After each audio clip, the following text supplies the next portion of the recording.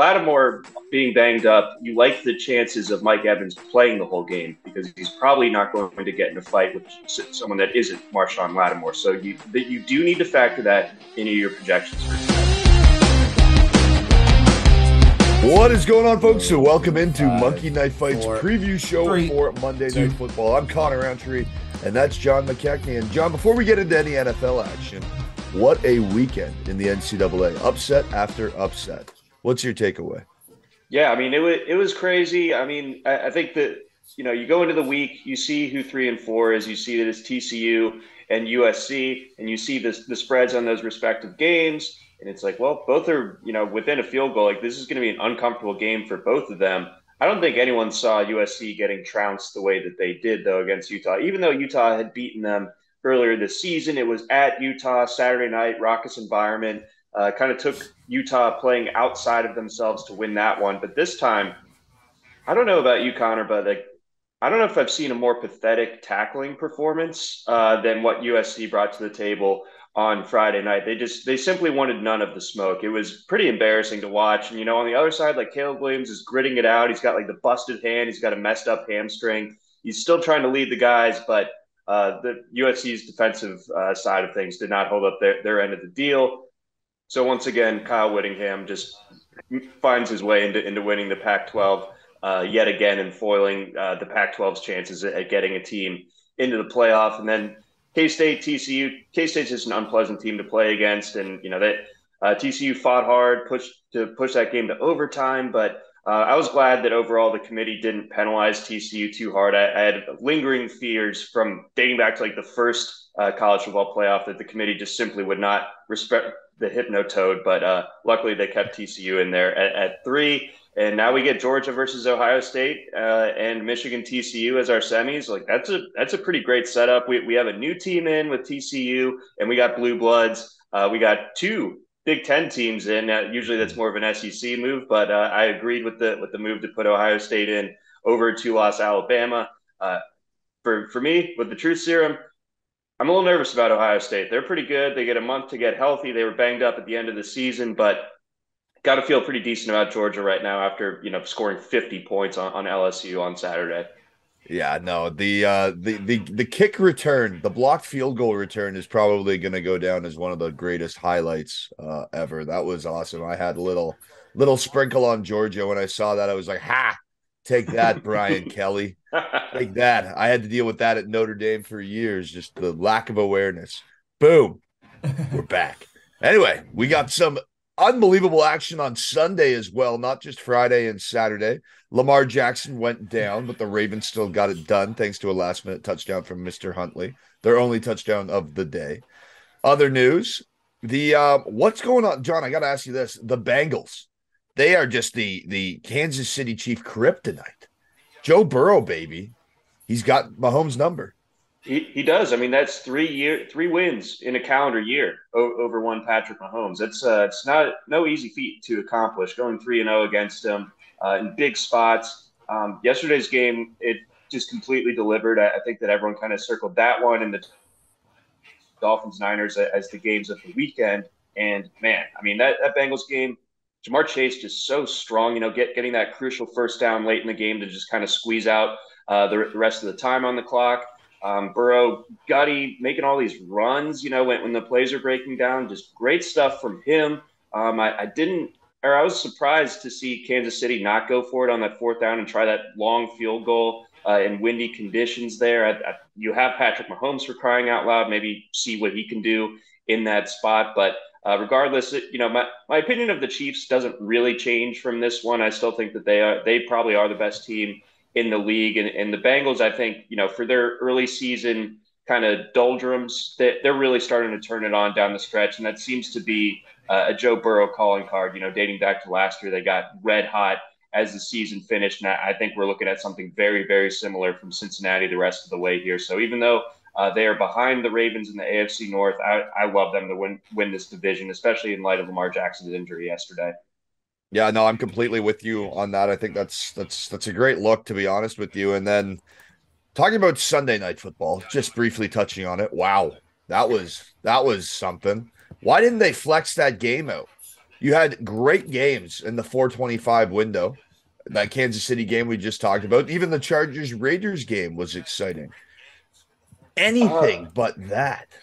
yeah, and I think that you can say that okay, it's Dallas, so people are going to watch.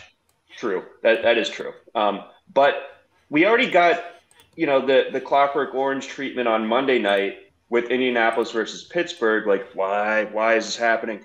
And then you had to see it again last night, and the game was pretty back and forth, pretty entertaining through that first half, and then Dallas just opened a can in the second half, and that was that. I put hand up a little early to bed last night after a long weekend. So once Dallas had opened the lead by like 2 or so touchdowns, I was like, all right, that's enough for me. I'm gonna get my beauty rest. But woke up middle of the night and saw at 5 next to Dallas's score. And I was like, oh, okay, all right, that. I missed a little bit more than I wish I did. Yeah, you missed 33 fourth quarter points.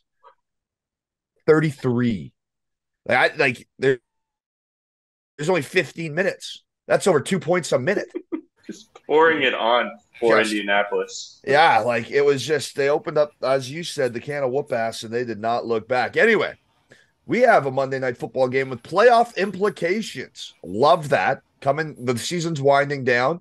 Usually when we break down these shows and we say playoff implications, you would think that, what we have an 8-4 team versus what, a 9-3, something like that. Nope. 4-8 versus 5-6. Yes, the Tampa Bay Buccaneers are leading the NFC South with a record of 5-6. The Saints are 1 game off them. And then speaking of kryptonite earlier, Tom Brady just seems to lose to this Saints team in the regular season. I don't know what it is. I don't know why. Andy Dalton, the Red Rifle, love that guy taking the snaps. We think, this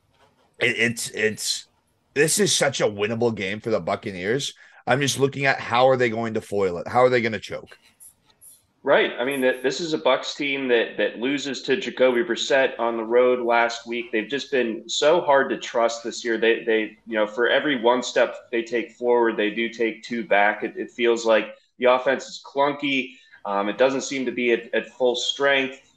Chris Godwin got going last week, but it never feels like they get everyone going at once because Mike Evans had one of the worst games of his professional career last week against the Browns as well. They're asking Tom Brady to throw the ball too much, and it ends up having these diminished returns. Leonard Fournette, we don't know what his status is just yet. So yeah, I think this is a tricky spot for the Bucs, and I find them to be one of the harder teams to trust with points in the league this year. I think they still get a little bit more respect than maybe that what their on-field product would say, but Tom Brady and everything that obviously just ends up being the tiebreaker a lot of the time. But this is no easy spot for the Bucs, even though they're facing a Saints team that just got shut out last week. Yeah, I mean the Saints aren't a good football team. Sorry, this year they just aren't, and the Bucs just have so many injuries. And one of the things I guess we have to talk about when talking about Tom Brady is the fact that Marshawn Lattimore is banged up. According to the injury report released before the weekend on December 3rd, he's questionable. So I don't know. I don't know if there's an update to that. But if you have Lattimore banged up, at least you have Mike Evans should be open on opportunities, at least on the deeper shots. Godwin underneath. It opens up so many more opportunities for Tom Brady, knowing that Lattimore is even just banged up. So Tom Brady's passing line of 270.5 here on Monkey Knife Fight. I think I'm going to take the more just out of necessity. The running backs, we're getting a bit of a committee in that backfield. Fournette and Rachaad White. White's definitely kind of taking the reins over in that backfield. So my trust is definitely with Brady in a matchup where Lattimore could be banged up. It almost seems too good to be true, but I will take the more. Seems like a bit of a trap. Yeah, with Lattimore being banged up, you like the chances of Mike Evans playing the whole game because he's probably not going to get in a fight with someone that isn't Marshawn Lattimore. So you do need to factor that into your projections for tonight. As it comes to Brady, I'm going with less. I feel like he hasn't been hitting this number a ton of late. I know that, again, I mentioned that they're having him drop back 40 plus times a game. And if getting to do that against a secondary that doesn't have Lattimore, like it certainly makes sense to like the Moore in this spot. But I feel like Brady hasn't played great on primetime games of late. Maybe it's a little bit past his bedtime, whatever it may be. But either way, I'm thinking that this ends up being like a 250 something game from Brady. So it'll be close. It'll be a sweat, but I'm going less. Yeah, I completely understand that. He's gone less in back-to-back weeks. It's just, as I said, with the performance, with what I'm seeing out of the secondary, knowing that he threw 280 against that Rams secondary, I'm feeling pretty good about Tom Brady with the 271. Now, Andy Dalton, no matter what breakdown, what analysis, what prediction there is on this is a sweating line. Andy Dalton is just built to make bettors sweat. Handicappers, Andy Dalton. Ladies and gentlemen, the red rifle, 214 and a half yards. So attainable. I watched this guy average 230 yards with the lack of skill position on the Chicago Bears last year. So it's completely doable. The question is, are they going to do it? Are they going to lean on him? I'm going to take the less. That's the less. I mean, the less makes sense. I think that, after these last couple of weeks, you have to wonder how short that leash is for him. And whether they try something else at quarterback, whether it's Taysom Hill taking snaps there, or what if they have Jameis Winston ready to go and he's a little bit closer to being healthy. So it's tough, but I'm going to say that Andy Dalton plays this entire game and does just enough to hit the more here. So I guess we're different on how we see the quarterbacks going tonight, and I can definitely see myself feeling stupid when Dalton gets pulled after throwing for 70 yards and 2 interceptions. Hey, I mean, as I said, he's the red rifle. He can totally get it done. It's just, I don't know. There's not a lot of faith there. That's all. Alvin Kamara. Now, I was talking to one of my buddies the other day in my fantasy league, and he goes, I put Kamara, I sat Kamara down this week. It's like, wow, is that the state of Alvin Kamara's play where he is a rotational running back? His number, 48 and a half rushing yards, 14 and a half fantasy points on MKF. John, where do you see Alvin Kamara landing on those lines tonight? Things are bleak in Kamara land. It's not good. He's had basically one good game this season. I think all 3 of his touchdowns, which we are in week 13, all 3 of Alvin Kamara's touchdowns. So that's all he's got so far, and it all came in one game against the Raiders. That was just kind of like a little bit of an anomaly. Not that the Raiders are particularly good, but they completely no-showed that day. They like half the team was sick. And that was in New Orleans. I don't like Kamara in this spot. I don't think that the Bucs defense is as good as it was in recent years, but there's something up with Kamara right now. So I'm going less on that. The usage is weird. It continues to be weird. This is a directionless Saints offense. And I think that, he kind of ends up suffering for it. Yeah, no, I'm completely with you on the less in the rushing line. And then if he does get involved, I kind of feel it's more in the pass game. And that's what we've seen from Alvin Kamara, those versatile running backs like Austin Eckler, right? They're really getting it done kind of 50-50, half through the air, half through the ground. And in this matchup, you really hope that a guy like, whether it's Dalton or Winston, whoever finishes the game, we know Dalton will get the start, but whoever finishes, he's just such a good check down. He's such a good relief spot. So yeah, I'm taking the less on the rushing line as well. Now, Chris Godwin, 6.5 receptions. That's a lot. But with how many times Tom Brady's throwing the ball, another one I'm going to sweat. I'm going to take the more based off of the banged up backfield or the banged up secondary of the Saints. But this is another tough one because 7 that's a lot of grabs. That is a lot of grabs. It absolutely is. And if you look at his box scores, not counting last week, he's basically been ping-ponging between 6 and 7 every week of the year, dating back to early October, something like that. So this really is like that true 50-50 proposition. But I think that in this particular spot, just the lack of production maybe coming from the Evans side of things, Brady's going to be targeting Godwin, 11, 12, maybe even 13 times here. And I think that Godwin is efficient enough to make it work. So I'm taking the more here as well. Yeah, it seems like a good matchup. And then Mike Evans, I kind of alluded to it earlier. You alluded to it. If Lattimore isn't on the field the whole game, odds he doesn't punch anyone in the face, odds he doesn't get ejected, odds are he goes for more than 60 and a half receiving yards. This just seems like a good matchup. This is the one that I'm probably most comfortable with out of the three on the screen currently. I do like Mike Evans to have a big game tonight. Okay, I can certainly see it as well in the Lattimore factor, but I can't get last week out of my head. Like it was too bad against a bad Browns defense. Like what I mean, they're bad. The Texans obviously yesterday somehow can make that defense look good, but not a good outfit there. I'm just kind of out on Evans. I'm out on this passing game. I think that it just a lot of it is fueled through the short passes to Chris Godwin. There's not enough of a downfield element right now. I'm taking less.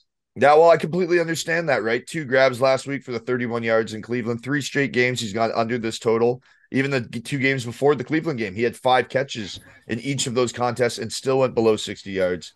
However, the Bucs has to stop here. Quite literally, the Buck has to stop here. The Bucs have to get it right. Lattimore's back. Like, this is just an Evans. This is essential for this team to get Evans involved, to get their pass game right, to make a playoff push by not just winning the NFC South, but by actually winning the NFC South and then possibly creating a threat in the postseason. Because no one's really looking at the team that makes the playoffs with a below 500 record and being like, "Ooh, we gotta look out for Tom Brady and his terrible Bucs." No, I think Mike Evans has to get going. I think he has to. So that's why I'm taking the more. It's out of necessity for this Bucs team. It is decreed. It is demanded from Tree that Evans gets going tonight. All right. Well, that makes me feel worse about my pick. Oh my goodness. I'll just basing it off of just, as we said, right? 3 straight weeks. He's gone below that number, but when does Evans come back? When does he turn it on? He gets the target share. I think it has to happen eventually. And I'll take it tonight. Chris Olave on the other side. He's at 59.5 receiving yards. 1 less than Evans. Watch this. One of them's going to go over by 1. One of them's going to go under by 1. 1 more, 1 less, just by 1 point. And I'm going to flip-flop it. I don't think like Olave. Who else are they going to throw the ball to? So it seems like it's a definite more possibility because of that, because of necessity, but I don't like it, but I'll take the more.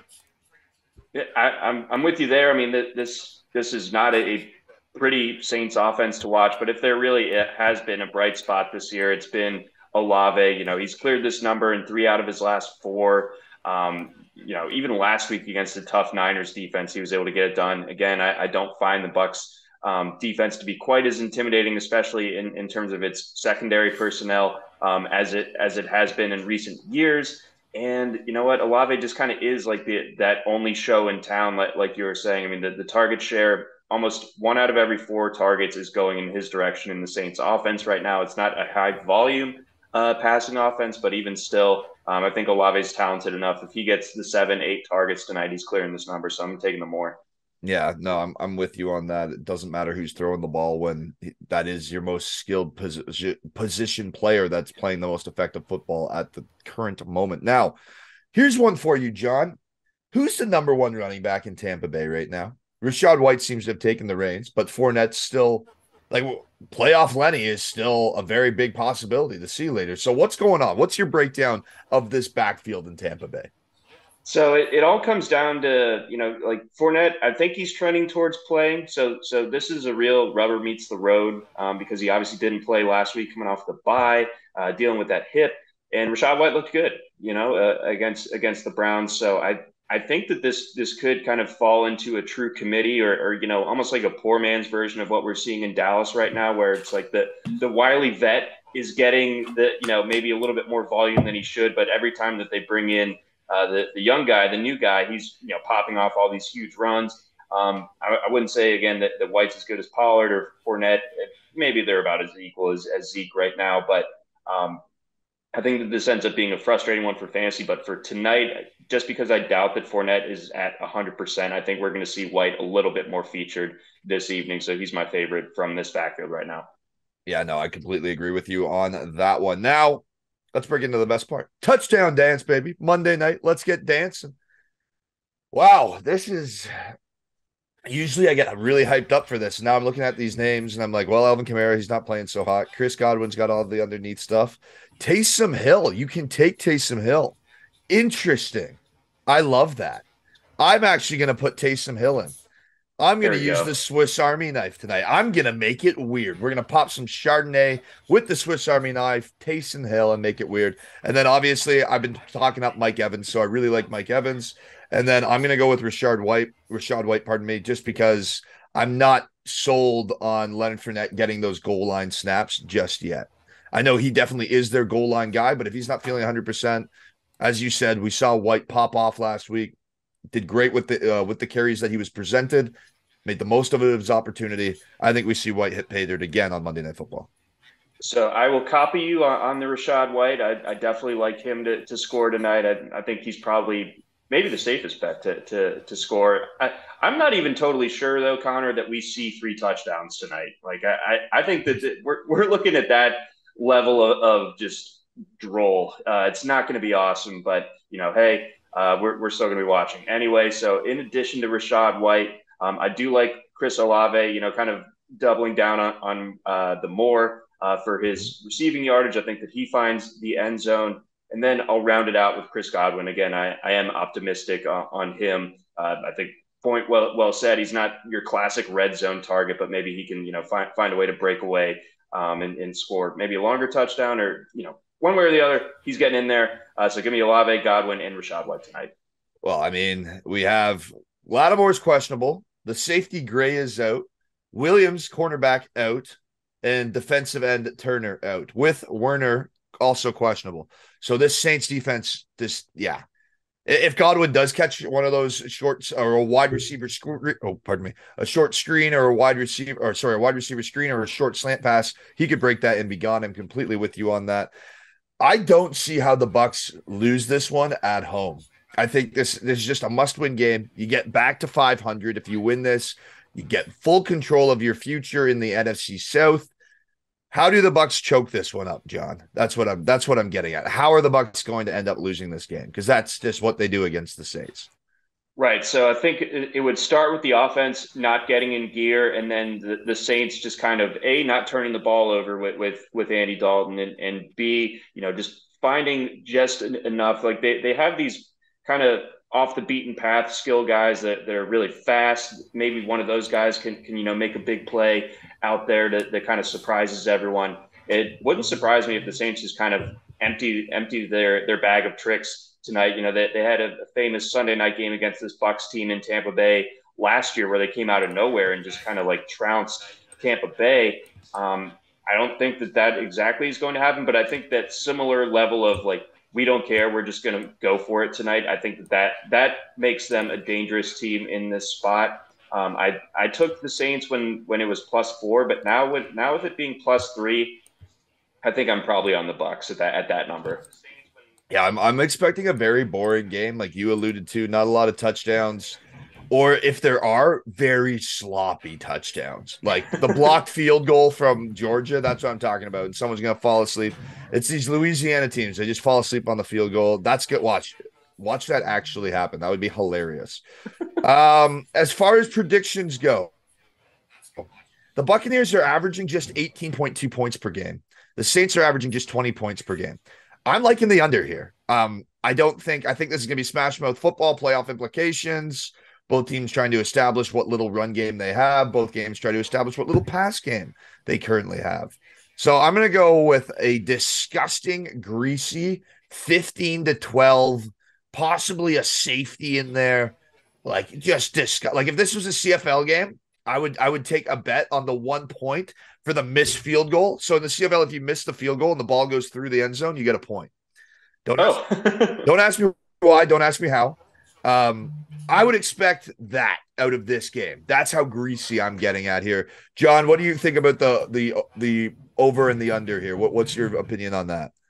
Yeah, I think the under is definitely the move. It seems to make sense. If this was at like 39 or something, maybe you have to take a closer look. But I think that this one is just a slop festival all around. So I'm taking under or less than 41 posted points in this one. We're looking at something along the lines of what you were saying there. A score that you look back that they will look at this box score years from now and wonder what the heck happened on Tampa Bay on December 5th of 2022. What did Connor and John put into the universe because it happened.